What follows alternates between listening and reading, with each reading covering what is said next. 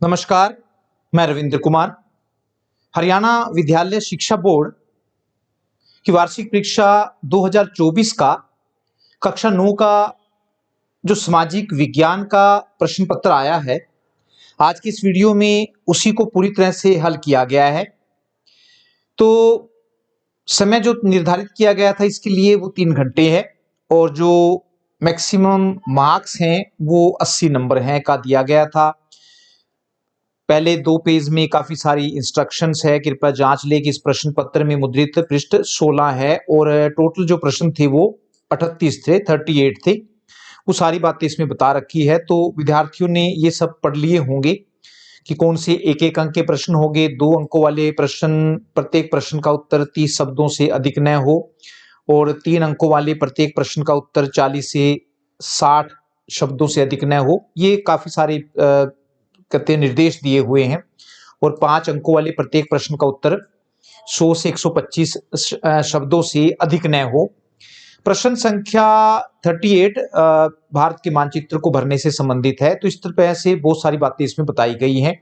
प्रश्न नंबर 1 जो है वो दिया गया है, खालिस्तान है। खालिस्तान ईस्वी में विधवा पुनर्विवाह को कानूनी मान्यता मिली। ऑप्शन दे रखे, ए है 1856 ईस्वी में और बी है 1947 ईस्वी में, सी 1905 ईस्वी में और डी है 1847 ईस्वी में। तो सही जवाब जो है इसका वो है 1856 ईस्वी में विधवा पुनर्विवाह को कानूनी मान्यता मिली। प्रश्न नंबर 2 है, खालिस्तान है कि खालिस्तान ने कहा कि स्त्री एवं पुरुष का भेद प्राकृतिक नहीं है क्योंकि यह केवल शारीरिक भेद है जो ईश्वर द्वारा मान्य नहीं है। 4 ऑप्शन नीचे दिए गए हैं। डॉक्टर किसने कहा है ये? तो doctor B R. Ambedkar, B doctor K B. Hedgewar, C Swami Vivekananda और डी अरविंद घोष। तो सही जवाब जो इसका है वो स्वामी विवेकानंद है। स्वामी विवेकानंद ने ये बात कही है। प्रश्न नंबर 2 के बाद सीधा 6 है और वो है कि जाट गजट नामक अखबार का प्रकाशन एवं संपादन किसने किया? तो इसमें भी 4 ऑप्शन है, अरुणा आसफ अली, बी सुचेता कृपलानी, सी नेताजी सुभाष चंद्र बोस और डी चौधरी छोटू राम। तो सही जवाब जो है वो डी है, चौधरी छोटू राम ने। प्रश्न नंबर 7 है, पूछा गया है कि भारत का सबसे पश्चिमी देशांतर है। सबसे पश्चिम की तरफ से जो स्टार्ट होता है वो पूछा गया है।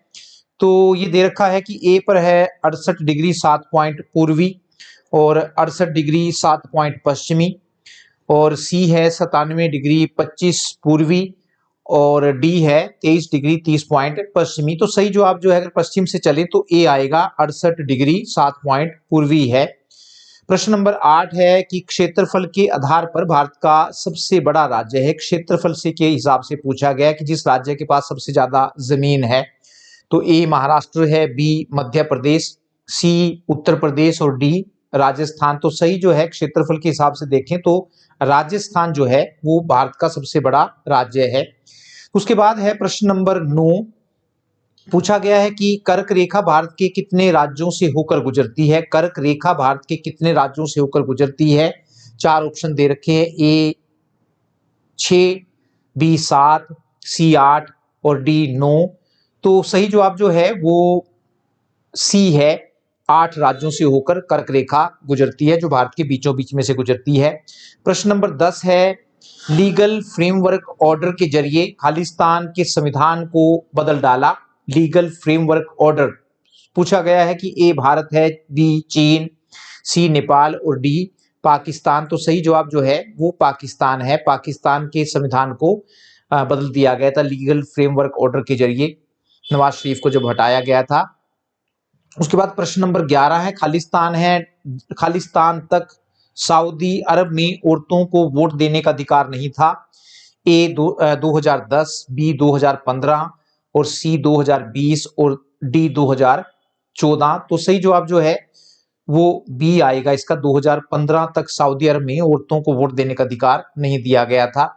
तो प्रश्न नंबर 12 है उसके बाद, और पूछा गया है कि जिम्बाब्वे को अल्पसंख्यक के शासन से कब मुक्ति या स्वतंत्रता मिली? जिम्बाब्वे को अल्पसंख्यक शासन से कब मुक्ति मिली? ऑप्शन है 1947, बी 1949, सी 1980 और डी 2023। तो सही जवाब जो है वो 1980 इसका आएगा।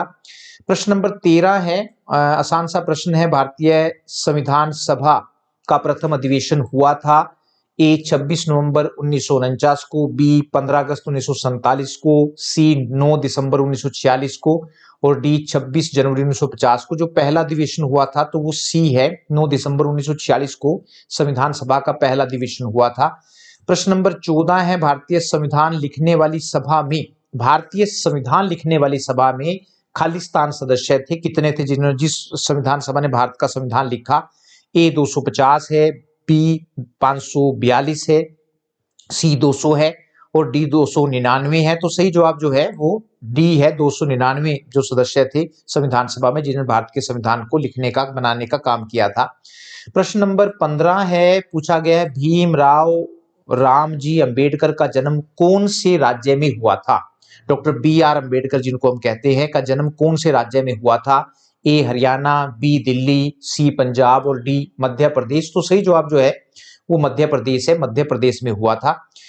प्रश्न नंबर 16 है, भारत में गणतंत्र दिवस कब मनाते हैं? बिल्कुल सिंपल सा है, भारत में गणतंत्र दिवस कब मनाते हैं? 15 अगस्त, बी 26 जनवरी, सी 2 अक्टूबर और डी 1 जनवरी। तो सही जवाब जो है वो 26 जनवरी को गणतंत्र दिवस के रूप में मनाया जाता है, क्योंकि उस दिन भारत का संविधान लागू हुआ था।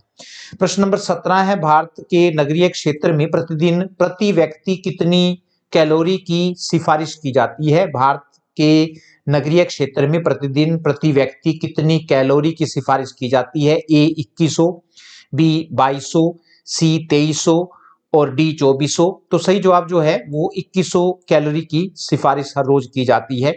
प्रश्न नंबर 18 है, भारत में सबसे अधिक गरीबी वाला राज्य कौन सा है? ए बिहार, बी उत्तर प्रदेश, सी झारखंड और डी उड़ीसा। तो सही जवाब है बी है, वो ना ए है, ऑप्शन ए बिहार जो है भारत में सबसे अधिक गरीबी वाला राज्य माना जाता है। प्रश्न नंबर 19 है कि 2011 की जनगणना के अनुसार भारत में कितने प्रतिशत जनसंख्या गरीबी रेखा के नीचे की श्रेणी में है? 1 नंबर में है प्रश्न ये, कितने प्रतिशत जनसंख्या पूछी गई है जो गरीबी रेखा के नीचे रहती है? ए पर 25.9%, बी पर 21.9% और सी पर है 22.9% और डी पर है 20.9%। सही जवाब जो है वो 21.9% जनसंख्या जो है भारत में वो गरीबी रेखा के नीचे है। प्रश्न नंबर 20 है और पूछा गया है कि स्वर्ण जयंती ग्राम स्वरोजगार योजना का आरंभ खालिस्तान में हुआ। स्वर्ण जयंती ग्राम स्वरोजगार योजना का आरंभ सन पूछा गया है। ए 1995, बी 1996, डी 1998 और सी 1998 और डी जो है 1999 में। तो सही जवाब जो है वो डी है, 1999 में स्वर्ण जयंती ग्राम स्वरोजगार योजना का आरंभ माना जाता है। उसके बाद प्रश्न नंबर 21 है, ये दो अंक के प्रश्न है। पूछा गया है क्रांतिकारियों के मुख्य उद्देश्य क्या थे? 2 उद्देश्य लिखने हैं तो इसमें ज्यादा बताए गए हैं। क्रांतिकारियों के प्रमुख उद्देश्य क्या थे? तो भारत में से ब्रिटिश शासन को समाप्त करके पूर्ण स्वतंत्रता को प्राप्त करना। 2 पर हम कह सकते हैं युवाओं को संगठित करना। सी पर हम कह सकते हैं युवाओं में देश प्रेम की भावना जागृत करना। और 4 पर हम कह सकते हैं भारत में क्रांतिकारी संस्थाओं की स्थापना करना। 5 है अस्त्र शस्त्र का प्रयोग करके क्रांति करना। 6 नंबर पर है देश में लोकतंत्र की स्थापना करना और 7 पर है राष्ट्रीय सांस्कृतिक मूल्यों की स्थापना करना। तो इनमें से कोई से भी आप 2 लिख सकते हैं। प्रश्न नंबर 22 है, पूछा गया है कि भारतीय स्वतंत्रता आंदोलन में नेताजी सुभाष चंद्र बोस एवं आजाद हिंद फौज का क्या योगदान था? नेताजी सुभाष चंद्र बोस और आजाद हिंद फौज का क्या योगदान था? तो सुभाष चंद्र बोस का जन्म 23 जनवरी 1897 को कटक उड़ीसा में हुआ था। उनकी माता का नाम प्रभावती और पिता का नाम जानकी नाथ बोस था। तो वे देश को आजाद करवाना चाहते थे। दूसरे विश्व युद्ध के दौरान अंग्रेजी सरकार ने उन्हें गिरफ्तार कर लिया और उन्हीं के घर पर नजरबंद कर दिया। इसी दौरान वे भेष बदलकर भारत से बाहर निकल गए। 1943 में वे सिंगापुर पहुंचे और 4 जुलाई 1943 को रास बिहारी बोस ने सिंगापुर में एक सभा करके सुभाष चंद्र बोस को आजाद हिंद फौज की बागडोर सौंप दी। 23-24 अक्टूबर 1943 को सुभाष चंद्र बोस ने इंग्लैंड के विरुद्ध युद्ध की घोषणा कर दी। 1 मई 1944 को आजाद हिंद फौज ने भारत में प्रवेश किया, लेकिन यह सफल नहीं हो सकी। आजाद हिंद फौज ने भारत के स्वतंत्रता आंदोलन में निम्नलिखित योगदान दिया। ये नंबर पर हम कह सकते हैं, एक नंबर पर कि युवाओं को देश को आजाद करवाने की प्रेरणा मिली इससे, और दूसरे पर है आजाद हिंद फौज के माध्यम से राष्ट्रीय आंदोलन को संघर्षशील बनाया। तीसरा है संघर्ष और युद्ध करके राष्ट्रीय भावना को तीव्रतम स्तर पर पहुंचाया, और चौथा है सुभाष चंद्र बोस ने हिंदू, मुस्लिम, सिख सभी को सेना में समान रूप से भर्ती करके सांप्रदायिक एकता और सौहार्द की भावना पैदा की। प्रश्न नंबर 23 की अगर बात करें तो पूछा गया है कि भारत में विभिन्न प्रकार की पाई जाने वाली वनस्पति के नाम बताएं। भारत में विभिन्न प्रकार की पाई जाने वाली वनस्पति के नाम बताएं। तो एक नंबर पर हम कह सकते हैं कि उष्णकटिबंधीय सदाबहार वन, या फिर इनको हम उष्णकटिबंधीय वर्षा वन भी कह सकते हैं। दूसरा है उष्णकटिबंधीय पर्णपाती वन। तीसरा उष्णकटिबंधीय कटीले वन या तथा झाड़ियां। चौथा है पर्वतीय वन, और पांचवा है मैंग्रोव वन। तो इस प्रकार से ये 5 प्रकार की वनस्पति हमारे यहाँ पर पाई जाती है। प्रश्न नंबर 24 है जनसंख्या वृद्धि और जनसंख्या परिवर्तन के बीच अंतर स्पष्ट करें। जनसंख्या वृद्धि एवं जनसंख्या परिवर्तन के बीच अंतर स्पष्ट करें। तो पहले नंबर पर कहें तो जनसंख्या वृद्धि का अर्थ किसी विशेष समय अंतराल में, जैसे 10 वर्षों के अंदर किसी देश या किसी राज्य के निवासियों की संख्या बढ़ने से है। और दूसरा पूछा गया जनसंख्या परिवर्तन। जनसंख्या परिवर्तन का अर्थ जनसंख्या की स्वरूप में परिवर्तन से है। इसमें जनसंख्या के वितरण के साथ साथ जनसंख्या की संरचना में भी परिवर्तन होता है। तो ये 2 अंतर आप इस प्रकार से बता सकते हैं। प्रश्न नंबर 25 है, पूछा गया है कि लोकतंत्र के पक्ष में तर्क दीजिए। लोकतंत्र के पक्ष में तर्क दीजिए। तो पहले नंबर पर हम कह सकते हैं कि लोकतांत्रिक शासन प्रणाली में सरकार अपने सभी कामों के लिए जनता के प्रति जवाबदेह होती है। यदि सरकार ठीक प्रकार से काम नहीं करती है तो अगले चुनाव में लोग ऐसी सरकार को बदल देते हैं। और 2 नंबर पर आप कह सकते हैं कि लोकतंत्र में सभी फैसले व्यापक विचार विमर्श के बाद लिए जाते हैं। तीसरे पर आप कह सकते हैं कि लोकतंत्र में सभी नागरिकों को समान माना जाता है। इसमें किसी भी नागरिक के साथ धर्म, जाति, भाषा तथा लिंग के आधार पर कोई भेदभाव नहीं किया जाता है। और चौथा नंबर है, लोकतंत्र में सभी नागरिकों को बिना किसी भेदभाव के वोट देने और चुनाव लड़ने का समान अधिकार होता है। इससे नागरिकों का सम्मान बढ़ता है। तो आप ये 2 बता सकते हैं, पक्ष में तर्क दे सकते हैं। प्रश्न नंबर 26 है कि पालमपुर में खेतीहर श्रमिकों की मजदूरी न्यूनतम से कम क्यों है। पालमपुर में खेतीहर मजदूर श्रमिकों की मजदूरी न्यूनतम से कम क्यों है। तो उत्तर में हम कह सकते हैं कि पालमपुर में खेती आधुनिक मशीनों द्वारा की जाती है। मशीनों से खेती करने में मजदूरों की कम जरूरत पड़ती है, इसलिए कम मजदूरों को ही खेतों में काम मिल पाता है। ज्यादातर मजदूर यहाँ बेकार रहते हैं, इसलिए मजदूर कम मजदूरी पर भी काम करने के लिए तैयार हो जाते हैं। प्रश्न नंबर 27 है, पूछा गया है कि उदारवादी कौन थे, उनकी मुख्य मांगे क्या थी। तो भारतीय राष्ट्रीय कांग्रेस के आरंभिक नेताओं को उदारवादी कहा जाता है। ध्यान से सुनिए, भारतीय राष्ट्रीय कांग्रेस के आरंभिक नेताओं को उदारवादी कहा जाता है। इन्हें उदारवादी इसलिए कहा जाता है क्योंकि ये ब्रिटिश सरकार के सामने अपनी मांगों को पूरी उदारता या नरमी से रखते थे। ये शांतिपूर्ण साधनों में विश्वास रखते थे। इन उदारवादी नेताओं में दादा भाई नौरोजी, गोपाल कृष्ण गोखले, महादेव गोविंद रानाडे, सुरेंद्र नाथ बैनर्जी, फिरोज शाह मेहता, रोमेश चंद्र दत्त प्रमुख थे। उदारवादियों की मुख्य मांगे की बात करें तो पहले नंबर पर है कि विधान परिषदों के सदस्य की संख्या में वृद्धि की जाए।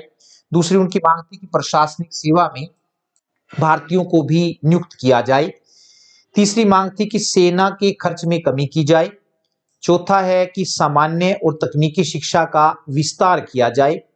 5वीं मांग थी कि किसानों पर करों का बोझ कम किया जाए। और 6 नंबर पर है नागरिकों के अधिकारों की रक्षा की जाए। और 7वीं मांग थी कि नमक पर से कर को कम किया जाए, टैक्स को कम किया जाए। प्रश्न नंबर 28 है भगत सिंह की भारत की आजादी में क्या भूमिका रही? भगत सिंह की भारत की आजादी में क्या भूमिका रही? तो भगत सिंह एक सच्चे देशभक्त थे।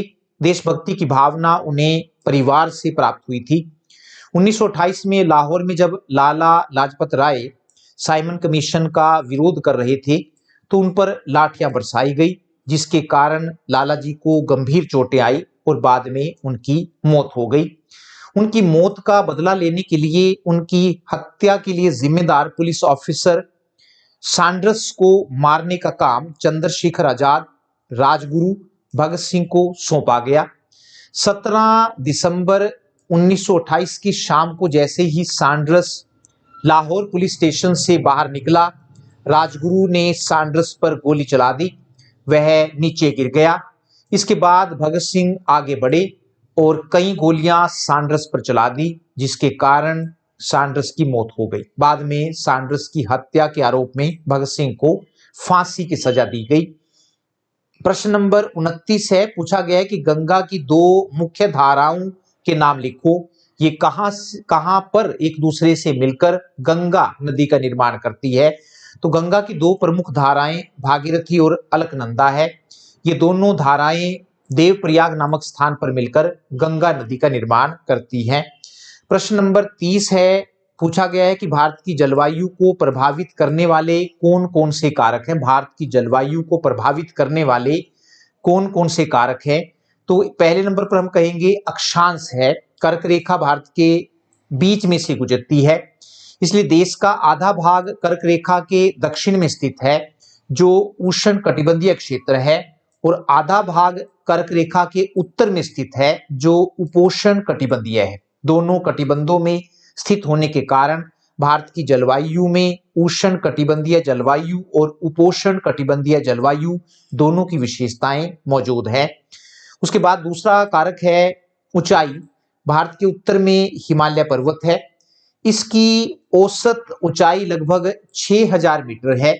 हिमालय मध्य एशिया से आने वाली ठंडी हवाओं को भारतीय उपमहाद्वीप में प्रवेश करने से रोकता है। इसी कारण से इस क्षेत्र में मध्य एशिया की तुलना में कम ठंड पड़ती है। और तीसरा है वायु दाब और पवनें। भारत उत्तर पूर्वी व्यापारिक पवनों वाले क्षेत्र में स्थित है। ये पवनें उत्तरी गोलार्ध के उपोष्ण कटिबंधीय क्षेत्र में उच्च दाब पेटियों से उत्पन्न होती हैं। तो ये 3 कारक हैं जो भारत की जलवायु को प्रभावित करते हैं। प्रश्न नंबर 31 है, पूछा गया है कि हमें संविधान की जरूरत क्यों पड़ती है? हमें संविधान की जरूरत क्यों पड़ती है? तो पहले नंबर पर हम कह सकते हैं कि संविधान साथ साथ रह रहे विभिन्न तरह के लोगों के बीच भरोसा और सहयोग कायम करता है।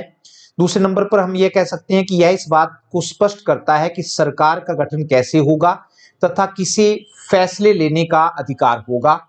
तीसरे पर है कि संविधान से सरकार के स्वरूप की जानकारी मिलती है। सरकार के अनेक रूप होते हैं, जैसे अध्यक्षात्मक सरकार, संसदीय सरकार, एकात्मक सरकार, संघात्मक सरकार, लोकतांत्रिक सरकार, तानाशाही सरकार आदि। तो पता लगता है संविधान से कि सरकार का कौन सा रूप उसमें दिया गया है। चौथे नंबर पर है कि संविधान से इस बात की भी जानकारी मिलती है कि सरकार के विभिन्न अंगों के क्या क्या कार्य होंगे। सरकार के 3 अंग होते हैं, विधानपालिका, कार्यपालिका और न्यायपालिका। पांचवा है कि संविधान से यह भी पता चलता है कि नागरिकों के क्या क्या अधिकार होंगे, क्योंकि संविधान में नागरिकों के मौलिक अधिकारों का वर्णन होता है। उसके बाद हमारे पास जो है प्रश्न नंबर जो 32 है, इस बार से ये इंट्रोड्यूस किया गया है, आया है प्रश्न। उसमें दी गई केस स्टडी को पढ़कर पूछे गए प्रश्नों के उत्तर दें। तो 4 प्रश्न दे रखे हैं। उसके बाद पहले आपने इस केस स्टडी को पढ़ना है। रामू की केस स्टडी है ये, जिसमें अब दे रखे हैं। तो पहले सभी बच्चे इसको ध्यान से पढ़ेंगे कि रामू रायपुर गांव में कृषि क्षेत्र में एक अनियमित खेतीहर मजदूर के रूप में काम करता है। उसका सबसे बड़ा बेटा सोमू 10 वर्ष का है। वह भी गांव के सरपंच सतपाल सिंह के पशुओं की देखभाल करने वाले पाली के रूप में काम करता है। सोमू सरपंच के यहाँ पूरे वर्ष काम करता है और उसे इस काम के लिए सिर्फ 1000 रुपए मिलते हैं। रामू के 3 और बेटे और 2 बेटियां हैं, लेकिन वे अभी बहुत कम उम्र के हैं और वे खेत में काम नहीं कर सकते। रामू की पत्नी सुनहरी भी पशुओं की सफाई करने और गोबर हटाने का काम अंशकालीन करती है। उसे अपने रोजाना काम के बदले आधा लीटर दूध और सब्जियों के साथ कुछ पका खाना मिलता है। इसके अलावा व्यस्त मौसम में वह अपने पति के साथ मिलकर खेती में काम करती है और उनकी आमदनी बढ़ जाती है। कृषि एक मौसमी कार्य है और रामू को केवल बुआई, पौधारोपण और फसल की कटाई के समय काम मिलता है। वह वर्ष में फसल तैयार होने और पकने तक की अवधि के दौरान 4 महीने बेरोजगार रहता है। तब वह दूसरे कार्यों में काम की तलाश करता है। कभी कभी उसे ईंट भट्टे में या गांव में चल रहे निर्माण कार्यों में काम मिल जाता है। रामू अपने इन प्रयासों से नगद या फिर वस्तु रूप में इतना कमा लेता है जिससे वह अपने परिवार के 2 जून के भोजन के लिए जरूरी चीजें जुटा सके। बहरहाल, जब वह कहीं काम पाने में असफल रहता है तो उसे और उसके परिवार को वास्तव में कठिनाइयों का सामना करना पड़ता है और कभी-कभी उसके छोटे बच्चों को भूखे पेट ही सोना पड़ता है। परिवार को दूध तथा सब्जियां भोजन के साथ नियमित रूप से नहीं मिलती है। रामू कृषि कार्य की मौसमी प्रकृति के कारण अपनी बेरोजगारी के 4 महीने में खाद्य की दृष्टि से असुरक्षित रहता है। तो इसी पैराग्राफ के आधार पर, केस स्टडी के आधार पर 4 प्रश्न दे रखे हैं और पहला है उसमें कृषि एक मौसमी क्रिया क्यों है। तो छोटा सा उत्तर ले सकते हैं क्योंकि इसमें मौसम के अनुसार ही काम होता है। जब फसल की कटाई होती है, बुआई होती है, तभी काम मिलता है। तो मौसम के अनुसार काम होता है इसमें। दूसरा पूछा गया, रामू वर्ष के लगभग 4 महीने बेरोजगार क्यों रहता है। क्योंकि 4 महीने खेतों में कोई काम नहीं होता है, खेती का ही काम करता है वो। प्रश्न नंबर 3 है, रामू जब बेरोजगार होता है तो वह क्या करता है। तो कभी कभी ईंट भट्टे पर, तो कभी गांव में चल रही निर्माण कार्य पर काम करता है। ये ऊपर आए हैं सारे के सारे। पैराग्राफ को अगर आप ध्यान से पढ़ेंगे तो सारे प्रश्न सॉल्व हो जाएंगे। तीसरा है, चौथा है कि रामू के परिवार में पूरक आय कौन प्रदान करता है। रामू के साथ साथ और कौन कमाते हैं। तो उसका हम कह सकते हैं उसका बड़ा बेटा सोमू और उसकी पत्नी सुनहरी जो है वो पूरक आय के रूप में काम करते हैं। एक और प्रश्न है, केस स्टडी के रूप में दिए गए आलेख को ध्यान से पढ़े और पूछे गए प्रश्नों के उत्तर दें। सऊदी अरब में नागरिक अधिकार, ये भी 4 प्रश्न होंगे। तो ये बड़े आसान से हैं, इसी साल से ये इंट्रोड्यूस किए गए हैं। आइए अब सऊदी अरब का उदाहरण देखें और वहां की सरकार अपने नागरिकों को कितनी आजादी देती है, इस पर गौर करें। जरा इन तथ्यों पर विचार करें। पहला है कि देश में एक वंश का शासन चलता है और राजा या शाह को चुनने या बदलने में लोगों की कोई भूमिका नहीं होती। दूसरा है कि शाह की विधायिका और कार्यपालिका के लोगों का चुनाव, शाह ही विधायिका और कार्यपालिका के लोगों का चुनाव करते हैं। जजों की नियुक्ति भी शाह करते हैं और वे अपने फैसलों को पलट भी सकते हैं। तीसरे नंबर पर दे रखा है कि लोग कोई राजनीतिक दल या संगठन नहीं बना सकते। मीडिया शाह की मर्जी के खिलाफ कोई भी खबर नहीं दे सकती। कोई धार्मिक आजादी नहीं है, सिर्फ मुसलमान ही यहाँ के नागरिक हो सकते हैं। यहाँ रहने वाले दूसरे धर्मों के लोग घर के अंदर ही अपने धर्म के अनुसार पूजा पाठ कर सकते हैं। उनके सार्वजनिक धार्मिक अनुष्ठानों पर रोक है। और अगले नंबर पर दे रखा है, औरतों को वैधानिक रूप से मर्दों से कमतर का दर्जा मिला हुआ है और उन पर कई तरह की सार्वजनिक पाबंदियां लगी हैं। मर्दों को जल्दी ही स्थानीय निकाय के चुनाव के लिए मताधिकार मिलने वाला है, जबकि औरतों को यह अधिकार नहीं मिलेगा। ये बातें सिर्फ सऊदी अरब पर ही लागू नहीं होती, दुनिया के ऐसे अनेक देश हैं जहां ऐसी स्थितियां मौजूद हैं।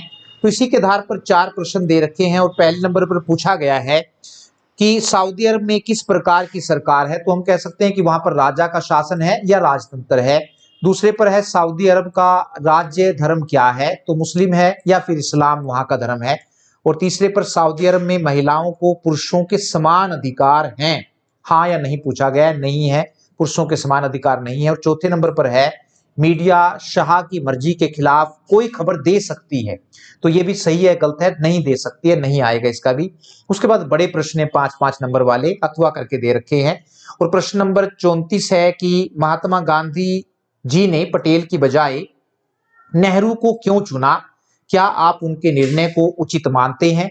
तो उत्तर में हम कहेंगे कि गांधी जी आधुनिक और खुले विचारों वाले व्यक्तियों को पसंद करते थे। इन सभी बातों की झलक उन्हें पटेल की अपेक्षा नेहरू में अधिक दिखाई देती थी, इसलिए उन्होंने पटेल की बजाय नेहरू को चुना। इसके अलावा जब देश स्वतंत्र हुआ तो उस समय सरदार पटेल 71 साल के थे, जबकि नेहरू 56 साल के थे। अतः सरदार पटेल की बढ़ती उम्र के कारण भी उन्हें प्रधानमंत्री नहीं बनाया जा सका। अथवा करके दिया गया है प्रश्न नंबर 34 ही। पूछा गया कि भारत छोड़ो आंदोलन की उत्पत्ति और प्रसार की व्याख्या करें। तो 8 अगस्त 1942 को कांग्रेस ने भारत छोड़ो आंदोलन का प्रस्ताव पास किया। इसके अनुसार यह मांग की गई कि अंग्रेजों को तुरंत बिना शर्त भारत छोड़ देना चाहिए। इस आंदोलन की शुरुआत करते हुए गांधी जी ने करो या मरो का नारा दिया। उन्होंने कहा कि या तो हम भारत को आजाद करवाएंगे या इस कोशिश में अपनी जान दे देंगे। भारत छोड़ो आंदोलन के प्रस्ताव के पास होने के अगले ही दिन कांग्रेस के मुख्य नेताओं जैसे गांधी जी, जवाहरलाल नेहरू, सरदार पटेल, अब्दुल कलाम आजाद, राजेंद्र प्रसाद आदि को बंदी बना लिया गया।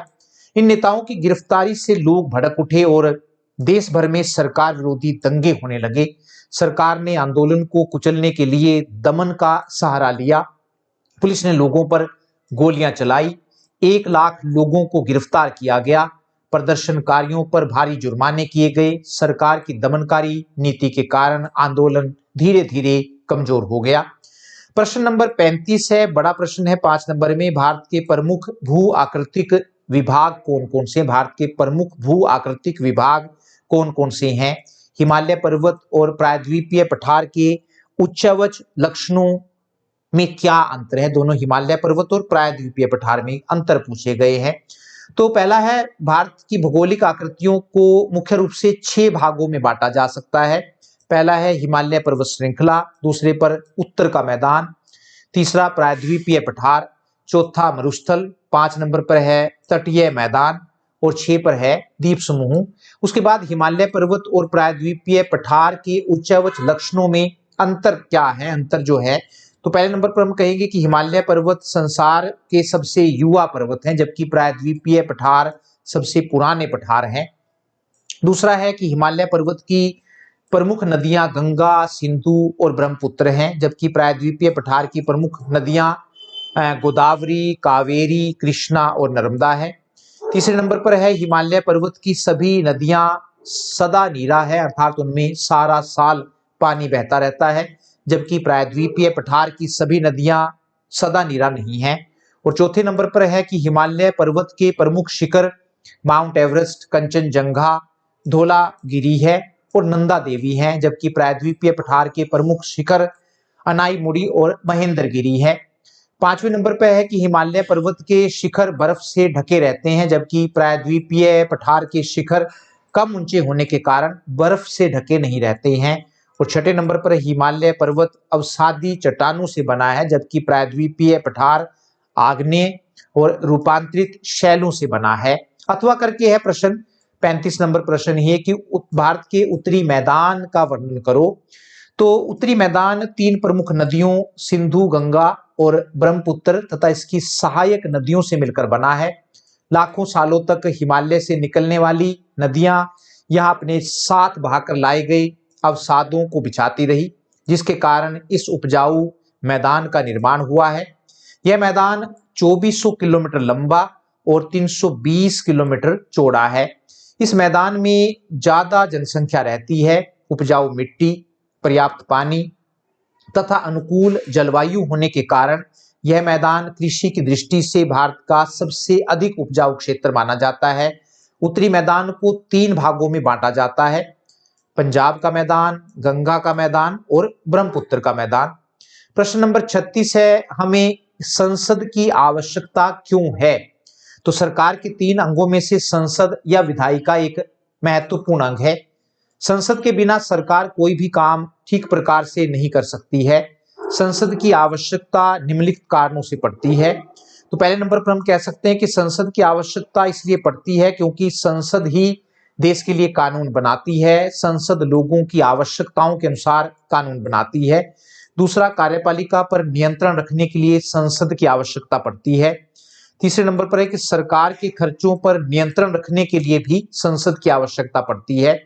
और चौथे नंबर पर है कि संविधान में संशोधन करने का अधिकार संसद का होता है।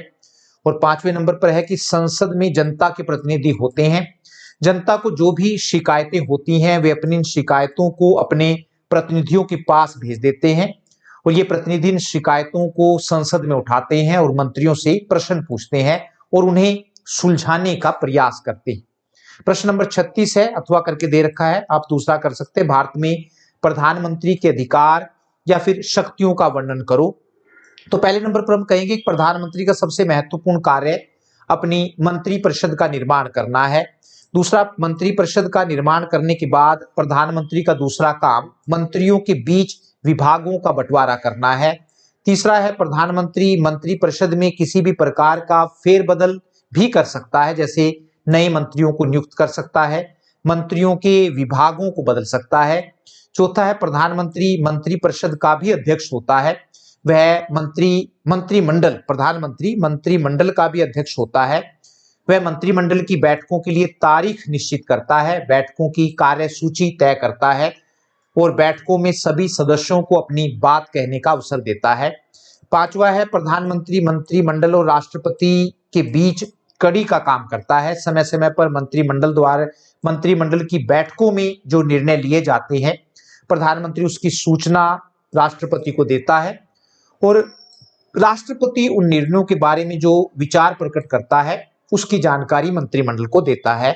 और 6 नंबर पर आप कह सकते हैं कि प्रधानमंत्री राष्ट्रपति का सलाहकार भी होता है। यदि राष्ट्रपति को शासन के बारे में कोई सलाह लेनी हो तो वह प्रधानमंत्री से ऐसी सलाह ले सकता है। प्रश्न नंबर 37 है, बेरोजगारी शब्द की आप कैसे व्याख्या करेंगे? शिक्षित बेरोजगारी भारत के लिए एक विशेष समस्या क्यों है? बेरोजगारी का अर्थ पूछा गया और शिक्षित बेरोजगारी भारत के लिए एक विशेष समस्या क्यों है? तो बेरोजगारी के बारे में हम कह सकते हैं कि जब लोग प्रचलित मजदूरी की दरों पर काम करने के लिए तो तैयार होते हैं लेकिन उन्हें काम नहीं मिल पाता है तो उस अवस्था को बेरोजगारी कहते हैं। जब लोग प्रचलित मजदूरी की दरों पर काम करने के लिए तो तैयार होते हैं लेकिन उन्हें काम नहीं मिल पाता है तो उस अवस्था को बेरोजगारी कहते हैं। और शिक्षित बेरोजगारी भारत के लिए एक विशेष समस्या क्यों है?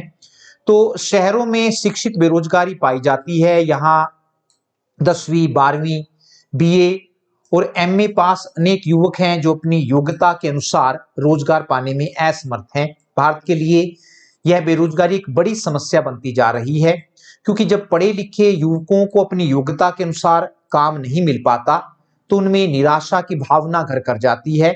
यह निराशा उन्हें गलत रास्ते पर ले जाती है। देखने में आया है कि युवकों में आत्महत्या की प्रवृत्ति बढ़ती जा रही है। अथवा करके प्रश्न पूछा गया है, प्रच्छन्न बेरोजगारी और मौसमी बेरोजगारी में क्या अंतर है? तो प्रच्छन्न बेरोजगारी या जिसको हम छिपी हुई बेरोजगारी भी कहते हैं, इस प्रकार की बेरोजगारी में लोग काम पर तो लगे हुए दिखाई देते हैं लेकिन वहां उनकी जरूरत नहीं होती है। यदि उन्हें काम से हटा दिया जाए तब भी उत्पादन पर कोई प्रभाव नहीं पड़ता है। इस प्रकार की बेरोजगारी ग्रामीण क्षेत्रों में कृषि में पाई जाती है। और दूसरा है मौसमी बेरोजगारी। इस प्रकार की बेरोजगारी में श्रमिकों को एक विशेष मौसम में ही काम मिलता है, बाकी पूरा साल वे बेकार रहते हैं। इस प्रकार की बेरोजगारी ग्रामीण और शहरी दोनों क्षेत्रों में पाई जाती है। तो इस प्रकार से 2 प्रश्न थे। उसके बाद 38वां जो प्रश्न है वो हमारे पास मानचित्र के बारे में है। पूछा गया है कि भारत के मानचित्र पर निम्नलिखित को दर्शाएं। पूछा गया है कि पहले नंबर पर पेरियार वन्य प्राणी अभ्यावन, दूसरा है चिल्का झील और तीसरा है मोहसिन राम विश्व में सबसे अधिक वर्षा वाला क्षेत्र स्थान कहाँ है? जूनागढ़ की रियासत पूछी गई है। और क्रांतिकारी आंदोलन का केंद्र काकोरी पूछा गया है। तो नक्शे को अगर हम देखें तो आप इसमें पहले नंबर पर पेरियार है वो केरल में आप दिखा सकते हैं। ये जहाँ पर पार्क है जिसको हम कह सकते हैं अभय वन कहते हैं इसको। दूसरे नंबर पर चिल्का झील जो है वो उड़ीसा में है, बिल्कुल समुद्र में। यहाँ पर आप 2 नंबर पर इसको दिखा सकते हैं। तीसरे नंबर पर पूछा गया है मोहसिन राम, जहाँ पर सबसे ज्यादा, तो ये मेघालय है, ये जगह पर जहाँ पर दुनिया में सबसे ज्यादा बरसात होती है। 4 नंबर पर जूनागढ़ रियासत पूछी गई है, तो ये 4 नंबर पर गुजरात में थी ये जूनागढ़ रियासत, जिसको बाद में भारत में मिला लिया गया। और काकोरी लखनऊ के पास ही एक जगह है, लखनऊ जो है उत्तर प्रदेश में है, तो यहाँ पर आप उत्तर प्रदेश में काकोरी को दिखा सकते हैं। तो इस प्रकार से ये आपका 9वीं क्लास का पेपर था। धन्यवाद, नमस्कार।